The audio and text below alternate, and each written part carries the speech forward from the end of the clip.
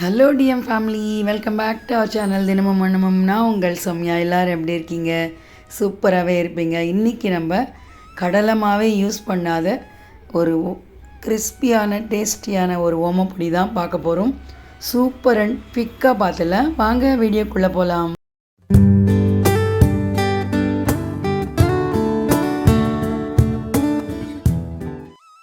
அதுக்கு முதல்ல நான் ஒரு கப்பு உடச்ச கடலை எடுத்து மிக்ஸி ஜாரில் சேர்த்துன்ட்டு இது நல்லா ஃபைன் பவுடராக அரைச்சி எடுத்துக்கணும். பார்த்தீங்கன்னா இந்த மாதிரி ஃபைனாக இருக்கணும், இல்லைன்னா இதை சளைச்சி எடுத்துக்கணும். அது ஒரு பாத்திரத்தில் சேர்த்துன்ட்டு இதுக்கு ஒரு அரை டீஸ்பூன் பெருங்காயம், 1 டீஸ்பூன் அளவுக்கு ஓமம் நம்ம புழியிற முறுக்காச்சு ரொம்ப கண்ணு பெருசாக இருந்தால் அப்படியே சேர்த்துக்கலாம், இல்லைன்னா உடச்ச கடலையிலே அரைச்சி எடுத்துட்டு விடலாம். தேவையான அளவுக்கு உப்பு, ஒரு 1/4 டீஸ்பூன் மிளகாய்த்தூள், ஒரு 4-5 டீஸ்பூன் நெய்யை விட்டுன்ட்டு இந்த மாவுக்கு இந்த உப்பு, மிளகாய் பொடி, ஓமம், நெய் எல்லாம் நல்லா ஸ்ப்ரெட் ஆகிற அளவுக்கு இது நம்ம முதல்ல ட்ரையாக இந்த மாதிரி கலரி எடுத்துக்கணும். ஏன்னா அப்போ தான் நம்மளுக்கு எல்லாமே ஈவனாக ஸ்ப்ரெட் ஆகும். இப்போ நான் இதில் எந்த கப்பில் உடச்ச கடலை எடுத்துருக்கோமோ அதே கப் அளவுக்கு இட்லி தோசை மாவு எதுவாக இருந்தாலும் பரவாயில்லை. நான் இப்போ உப்பு போடாத இட்லி தோசை மாவு தான் சேர்க்குறேன். சப்போஸ் நீங்கள் உப்பு போட்டு இருக்கிற இட்லி தோசை மாவு சேர்த்துலன்னா உப்பு உடச்ச கடலை மாவுக்கு ஏற்ற மாதிரி அதுக்கேற்ற மாதிரி பார்த்து போட்டுக்கணும். இப்போ இது எல்லாத்தையும் நல்லா பிசைஞ்சுக்கணும்.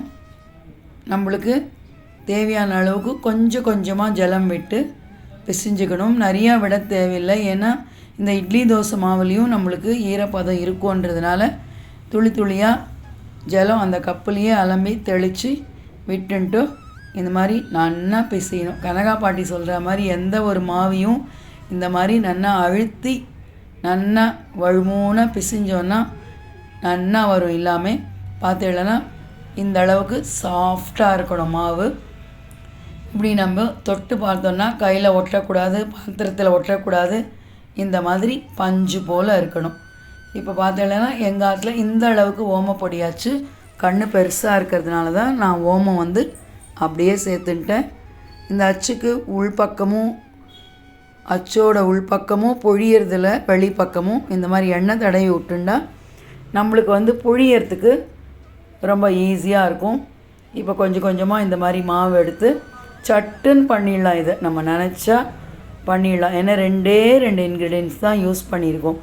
இப்போ மிதமான எண்ணெய் சூட்டில் வச்சுட்டு மீடியம் ஃப்ளேமில் வச்சு இந்த மாதிரி பொழிஞ்சிட்டு நம்ம அது திருப்பாமல் அப்படியே இந்த மாதிரி விட்டோன்னா சட்டுன்னு இது சீக்கிரம் கிறிஸ்பி ஆகிடும். ஸோ மீடியம் ஃப்ளேம் இல்லை சிம்மில் தான் வச்சு பண்ணணும். பார்த்தீங்கன்னா இந்த மாதிரி புழிஞ்ச ஒரு நிமிஷத்துக்கே இந்த மாதிரி கிறிஸ்பியாக நம்மளுக்கு ஈஸியான ஓமப்பொடி ரெடி ஆகிடும். பார்த்திங்களன்னா இந்த மாதிரி சூப்பராக இருக்கும், நல்லா சாஃப்டாக இருக்கும். ரொம்ப மெல்லீஸாக இருந்ததுன்னா அப்படி தொட்டாலே உதிர்ந்து போயிடும். நான் பார்த்தேன் காமிச்சேன் இல்லையா, அந்த கண் எந்த அளவுக்கு பெருசாக இருக்கோ. ஸோ இந்த மாதிரி நொறுக்கினா பலன்னு நம்மளுக்கு வாயில் போட்டால் கரையிற அளவுக்கு சூப்பரான ஒரு யூனிக் ஓமப்பொடி ரெடியாக எடுத்து. என்ன ஃப்ரெண்ட்ஸ், இந்த வீடியோ உங்களுக்கு பிடிச்சிருக்கனா கண்டிப்பாக நீங்களும் இதை ட்ரை பண்ணிவிட்டு, இந்த மழை காலத்துக்கு ஏற்ற ஒரு ரெசிபி தான். இப்படி சட்டுன்னு சிட்டிக்கு போடுற நேரத்தில் பண்ணிடலாம். பிடிச்சிருந்தனா லைக் பண்ணுங்கள், கமெண்ட் பண்ணுங்கள், ஷேர் பண்ணுங்கள். அடுத்த ஒரு விறுவிறுப்பான வீடியோவில் உங்களை மீட் பண்ணுற வரைக்கும் உங்கள் சௌமியா. டாடா பாய். தேங்க்யூ ஃபார் வாட்சிங்.